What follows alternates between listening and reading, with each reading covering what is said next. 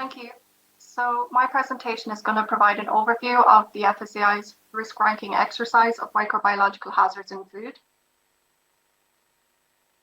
So starting with some context to this project, the FSAI are the government agency responsible for the coordination and enforcement of food law in Ireland.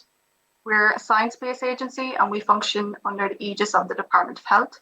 And as such, we form our opinions and develop guidance based on the most current scientific advice.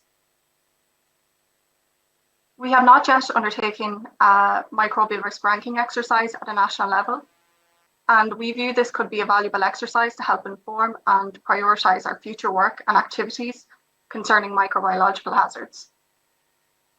So to carry out this work, we sought support from our scientific committee, who are a group of volunteer experts from different disciplines across from food safety to public health, and they assist us by conducting risk assessments to guide decision making for risk management.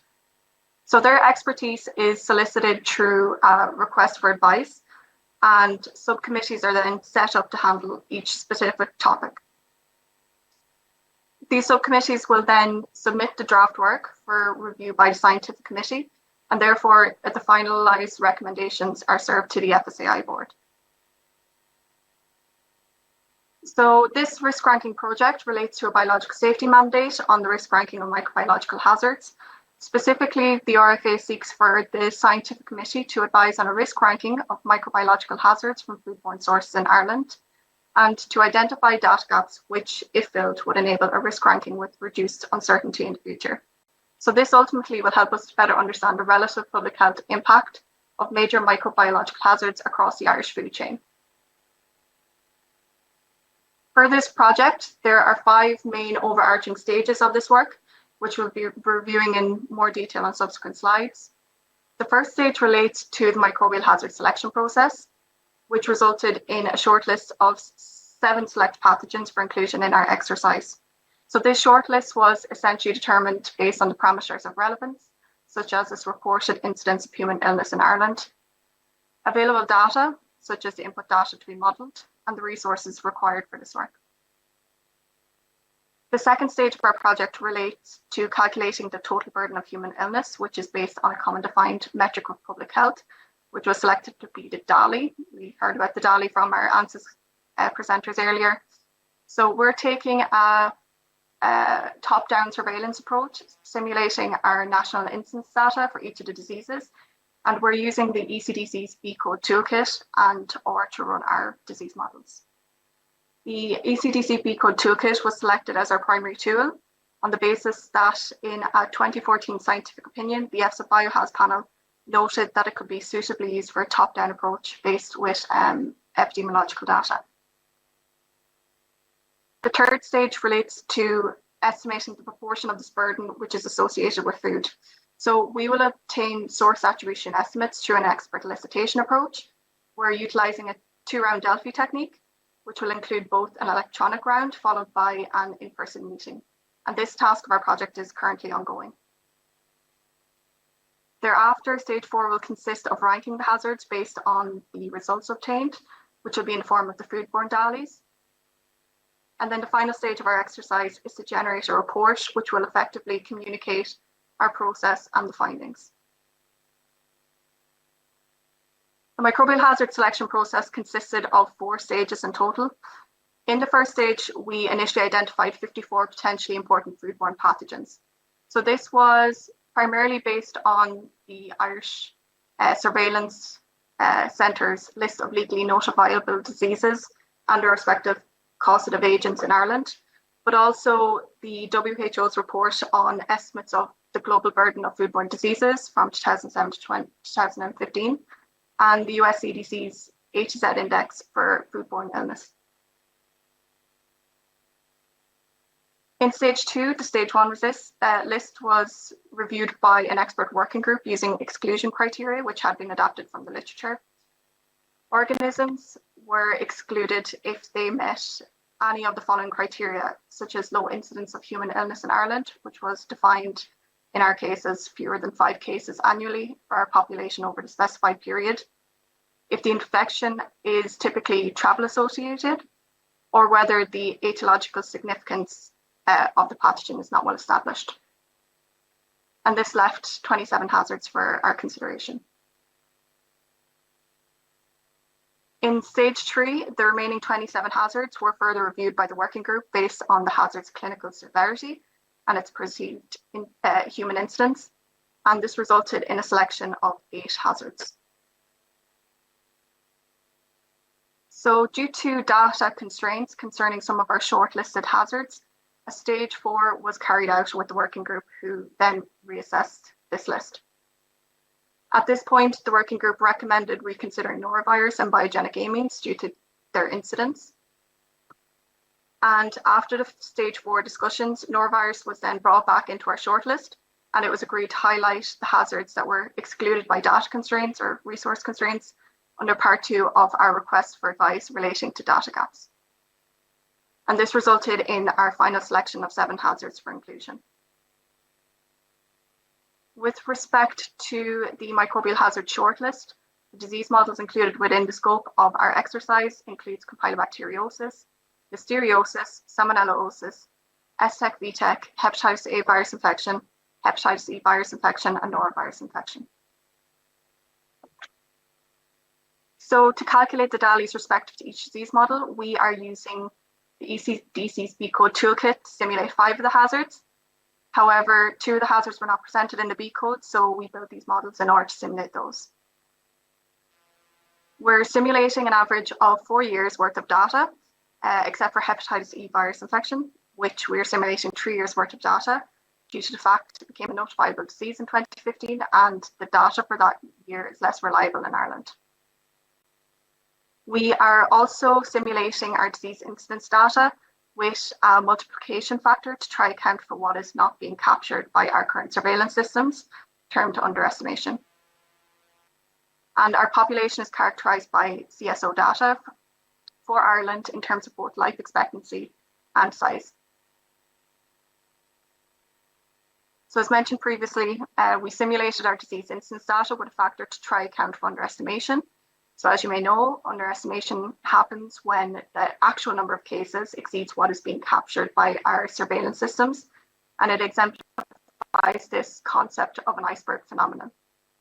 So surveillance systems often miss cases in 2 ways. The first being under-ascertainment, and this occurs when not all cases seek healthcare. And we also have underreporting. So this happens when symptomatic cases are not properly reported by the healthcare system. So to address the potential underestimation associated with our diseases included within our project, we held an expert consultation workshop.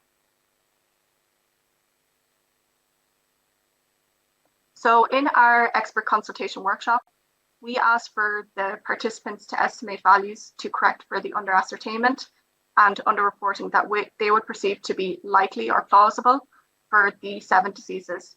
And this was done in attempt to quantify the true number of cases per se, which was done by means of calculating a multiplication factor. So in advance of this workshop, we prepared and circulated some material to aid discussions, which included the workshop agenda, a briefing document outlining the project and a glossary of relevant terminology to be used on the day.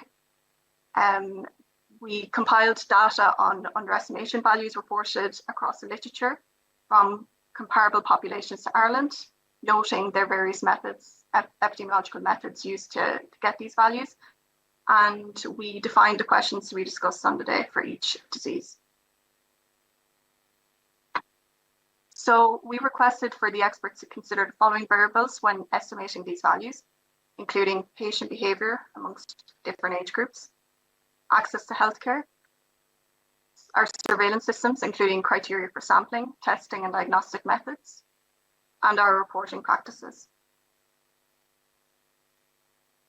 So as stated previously, to estimate the burden of disease which is attributed to food for each hazard, we're performing a 2-round expert elicitation using a Delphi technique based on the methods that were reported for a similar source attribution expert elicitation that was conducted in New Zealand.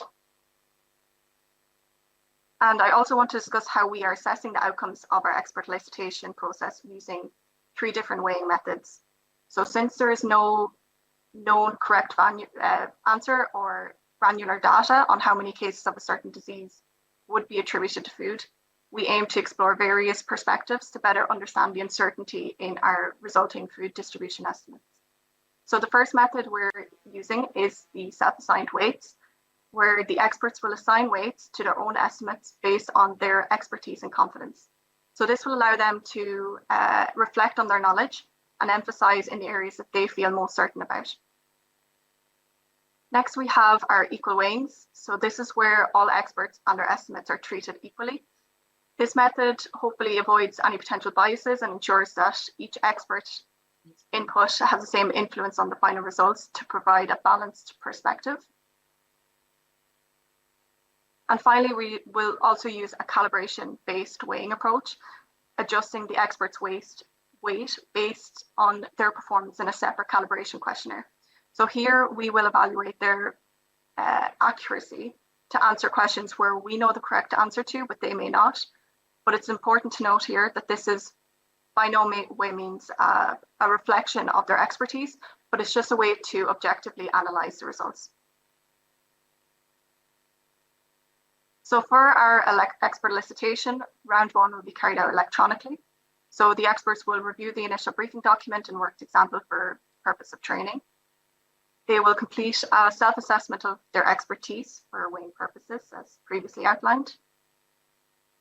They will then complete the electronic questionnaire to first rank the relevance of each of the 5 transmission routes for selected pathogens, which includes animal contact, environment, food, human to human, and water.